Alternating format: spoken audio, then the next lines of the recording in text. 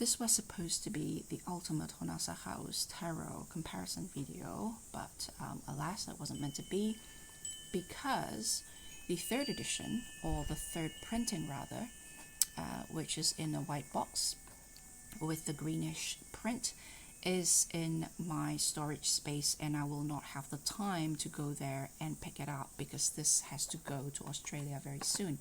So this is the fourth printing, or the fourth edition, really fourth printing, because nothing of the content have changed other than colors of the backs and colors and designs of the boxes. There is a comparison video between the third and the second printing, so I'll link it up here or at the end of this video. Now, Jonasa Haus tarot, I personally think, is quite important in modern tarot art history, so to speak, because it is one of the very few, if not the only one, that isn't based on the Rider-Waite-Smith system, but it is based on the Tarot de Marseille, specifically Alejandro Jodorowsky's brand of Tarot de Marseille, which is the convert variety. A lot of people started their Tarot de Marseille exploration through Joaf Ben Doff's takes on things, through his CBD tarot, which is Convert Ben Doff tarot, and of course Joaf Ben Doff was a student of Alejandro Jodorowsky. Sadly, he passed, Ben Doff, not Jodorowsky, I think a couple of years ago. And also it is unique, this particular deck here, in my opinion, because Jonasa Haus, which I know isn't her real name, when she created this, she didn't know how to read, quote unquote read, or use the tarot, although she has obviously dived into Jodorowsky's Tarot de Marseille to the extent that she could express them visually. I believe she was sick and she was bedridden, and this was how this come to be.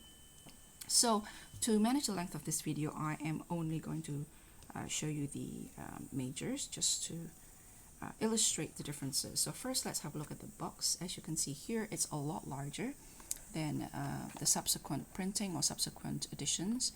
And this one here is, as you can see, the lettering is handwritten. So there's the script is hand drawn. So there, and while subsequent editions, they're printed.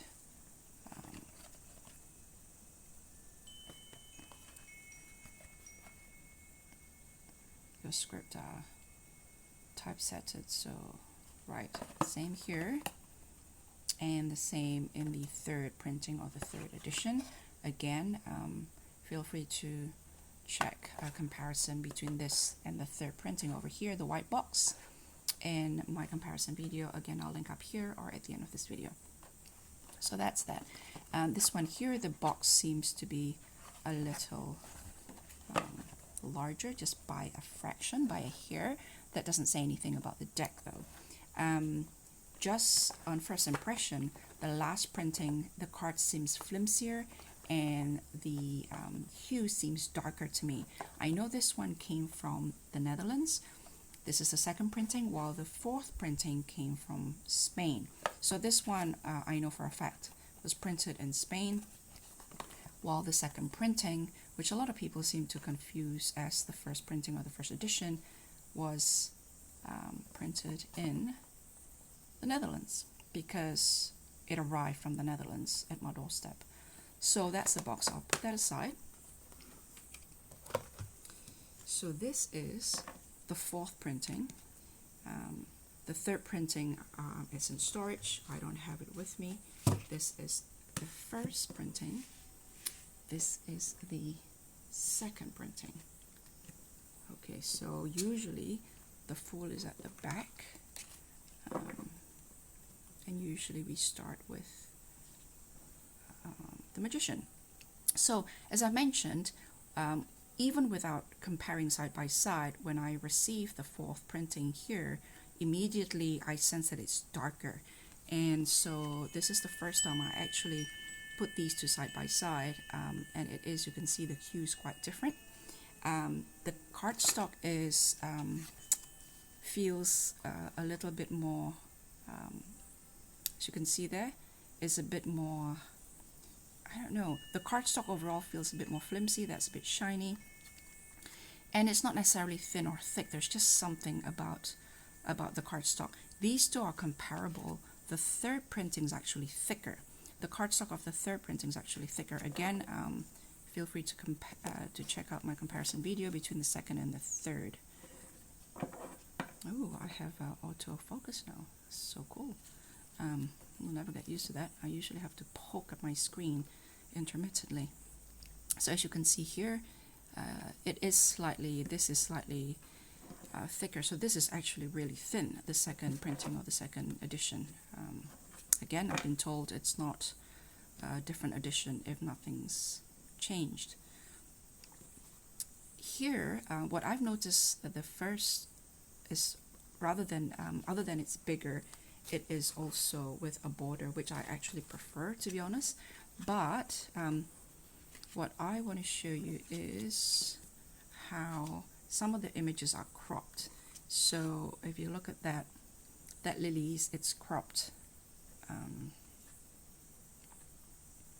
right? So that is cropped here. That's a large chunk gone there, and that was what made me hunt the first edition down, because I missed it when it first came out. I didn't think it was for me, and then oh, I forgot to show you the back. So that's the back of the first edition. I've heard people say that the first edition cardstock is flimsy. I think it feels flimsy because it's large. In my hand, they don't feel flimsy at all. So that's the second printing. The third printing has a white, very light. Again, I have to refer you to my second and third printing comparison. And the fourth and last printing is simply the reverse color scheme of the second printing. So the third printing here is actually the thickest cardstock.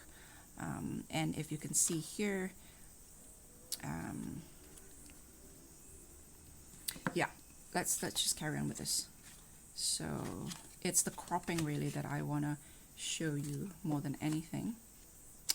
It is very, very apparent in some cards more than others. I believe in this one here, I see the sword ends there, and you can see the bottom there, it's cropped.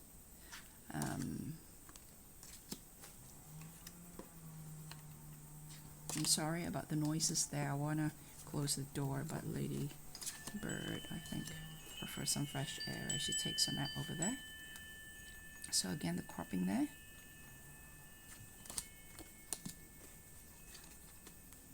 Other than the darker hue of the last printing, and again the third printing was supposed to be the last printing, and you could see the last edition, it's called, if you have the box, and if you want to compare it, the third edition or the third printing actually says the last edition. And I think she finally gave into pressure of reprinting, and I get the sense that her heart's not in it anymore, and I think it shows. But I could be wrong. It could be because she decided to use a local printer. The words here are Galician, as in Galicia in Spain, and so you can see here the hand of the skeleton is apparent here, but it's cropped up here because the frame is smaller. Again, here you see the bottom is cropped.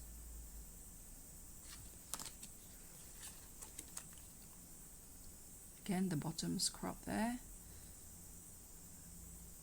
and a little bit of the top. Again, it's not so apparent when it's cropped like this. Now, again, I'm not going to worry about the fourth edition or the fourth printing, because other than the fact that it has a darker hue, it just felt darker, glossier, and thinner. That was my first impression of it. You see there, it is actually, it's not just me. Now that this is the first time I put this side by side, it is actually darker. So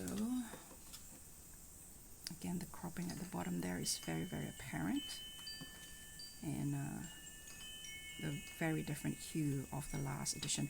The second and third is virtually identical. The only difference, again, as I said, is the color of the backs in the box. So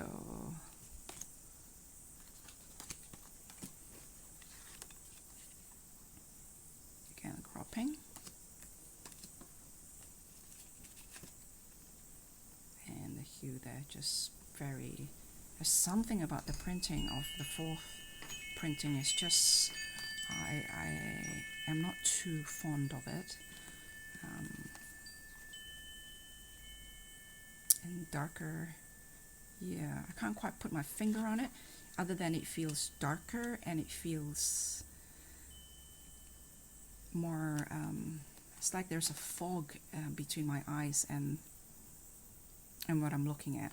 That's the best way I can explain it. So again, there's a little bit of cropping there, not as apparent as some others. So the cropping here isn't as apparent either. Once again, the third edition or third printing with the white box is virtually identical with the second, which is the one in the middle there. And I feel that this particular deck is worthy of noting because it is so unique in my opinion, because it isn't. In a market flooded, particularly in the English-speaking world, flooded with the Rider-Waite Smith-based decks, this is uniquely refreshing when it first came out, even now, on 2 counts, as I've mentioned earlier in this video, because it is based not only on Tarot de Marseille, but on Tarot de Marseille based on Alejandro Jodorowsky's approach to things, which is to say that it is very much pegged to the Convert variety of Tarot de Marseille. And on the second count, it is unique because I think it was approached by someone who, although have dived into Jodorowsky's take on the tarot, haven't actually learned how to use the tarot for herself. And I often found those who do not know how to quote-unquote read the tarot to be the best people to create at times. Another example is Osvaldo Menegazzi. Of course, he mainly just his creations mainly majors only. And personally, of late, I've been moving more and more towards majors only as I move more and more towards the arcanas or tarot images as mysteries to contemplate with, rather than to do other things with. So that is the Jonasa Haus Tarot Almost Ultimate comparison. And again, to compare the second and third, supposedly last printing or edition of the Jonasa Haus Tarot, feel free to refer to my comparison video. They're virtually identical except for the thicker cardstock. And a lot of people say a few words about the corner. To me, it is inconsequential because the sides are flush, and when you shuffle, you don't shuffle corners as much, you shuffle the side or this side. And even when you do shuffle corner, you tend to not pick on this but pick on this side. And even if you shuffle the corner this way, the differences are so minute that I do not believe it affects shuffling. And so that is not something I noticed at all. So I hope that's I hope that's useful. Bye.